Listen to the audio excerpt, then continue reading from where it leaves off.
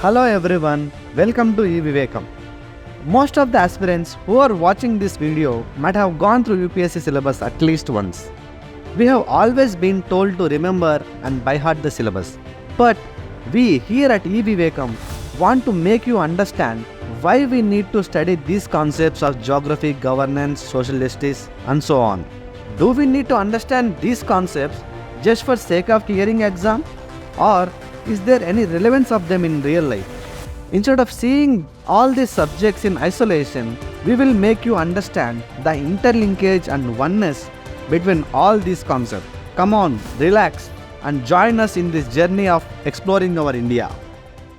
Our India story is like a massive puzzle where geography, history, society, culture and polity all fit together and shape how our country works today.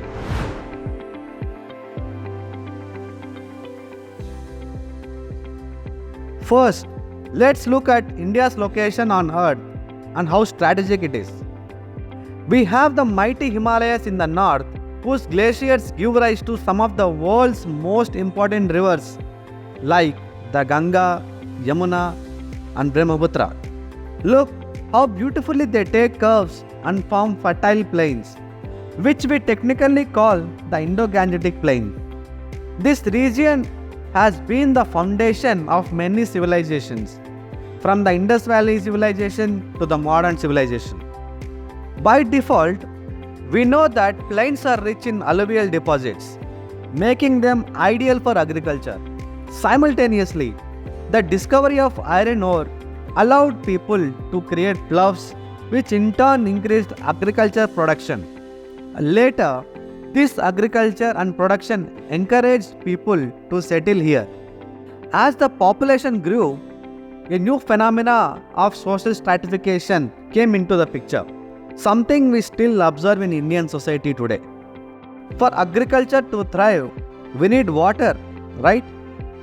Monsoons have played a crucial role in providing seasonal rains, and even today, we see this monsoon dependency in rural India. Agriculture succeeded and this surplus production gave rise to trade. We traded not only within India but also with distant countries like Greece. For this, we developed many trade routes. Fast forward to the present, agriculture remains the primary livelihood for many Indians. But as we know, monsoons are not always reliable. They fluctuate a lot. To address this, we improved our agriculture through the Green Revolution, using high-yielding variety of seeds, irrigation and other technologies. We also saw that many trade routes were developed to market the agriculture surplus in ancient times. Over time, these routes evolved into the Silk Route and maritime routes, connecting India to almost every corner of the world. Our spices, textiles and precious stones attracted many traders from Arab and European countries. If we link this to the present, we are now signing trade agreements like the India-ASEAN Free Trade Agreement, showcasing India's importance in global commerce.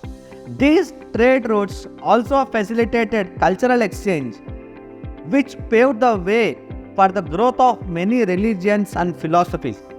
The agricultural abundance of the Indo-Gangetic Plains also led to the formation of complex social structures like the caste system, originally meant to organize labor. It became rigid over time, and we can still see social inequalities around us. Of course, we have shown resilience and adaptability. Our history has seen many reform movements, whether to improve the position of Dalits or women. Yes, we had historical inequalities, but we have challenged them and are still reshaping our society through measures like reservations and affirmative actions. If we change our perspective, we will see that our diversity is also one of our greatest strengths. In our constitution, we mention secularism, which reflects our commitment to respect all religions equally. And this is not a new concept. Rulers like Ashoka and Akbar showed religious tolerance. Even now, many places in India celebrate Diwali, Eid, and Christmas with the same joy. From ancient to modern times, our agriculture and trade have flourished. And to manage these resources and people, we needed governance structures. This led to the rise of powerful dynasties like the Mauryas and Guptas. Different parts of India had different political systems. For example, the Mauryas had a centralized bureaucracy, while the Cholas had decentralized village assemblies. If we look at India's present federal structure, we see power sharing between the center and the states, accommodating the needs of diverse regions in policy making. Power struggles have been a recurring theme in our history, whether with the Mughals, the British, or even now, where we see conflicts between various regions. Thanks to our geography and history, we are witnessing India's transition into global economy. However, this also brings challenges like overpopulation in urban areas, strain on infrastructure, and pollution. We have introduced policies like the Smart Cities Mission and Swachh Bharat to address these challenges. But there is still room for improvement in our governance structures to meet evolving needs. Globalization has complicated not just our society but also our economy. For instance, foreign direct investments has fueled economic growth but has also impacted local industries and agriculture.